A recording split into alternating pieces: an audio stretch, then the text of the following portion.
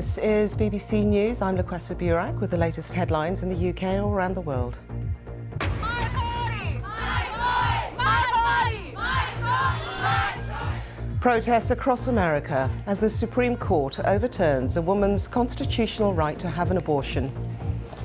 Here in Tennessee, it's one of 13 states that will make it nearly impossible for women to have abortions, even in the most severe of circumstances. A battle that has for decades divided America is now being fought out across state lines. But many are delighted by the court's decision. Around a dozen states are already moving to ban the procedure.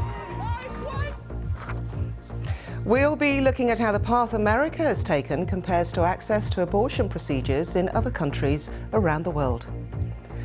Also today, the UK Prime Minister Boris Johnson says he intends to take the country forward as backbench Conservative MPs consider fresh attempts to force him from power. I have to, listen to all sorts of criticism. That's part of my job as leader. Police in Norway say they're treating a shooting at a gay nightclub as a terrorist attack. Also, a third day of strike action on the UK's rail network. Only a fifth of train services are expected to run. And it's the fourth day of Glastonbury, so Paul McCartney is the Saturday night headliner.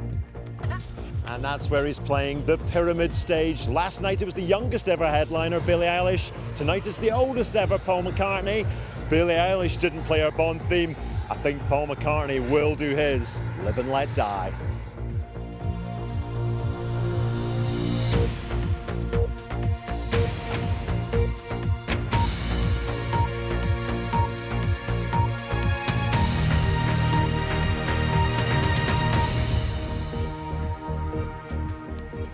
Hello and welcome if you're watching in the UK or around the world.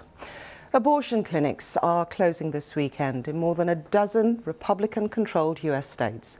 That's after the Conservative-dominated Supreme Court overturned decades of constitutional protection for abortion rights.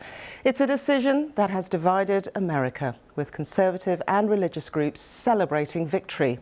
For others, it's a disaster that infringes upon human rights. President Biden has said that the lives of thousands of women are now at risk.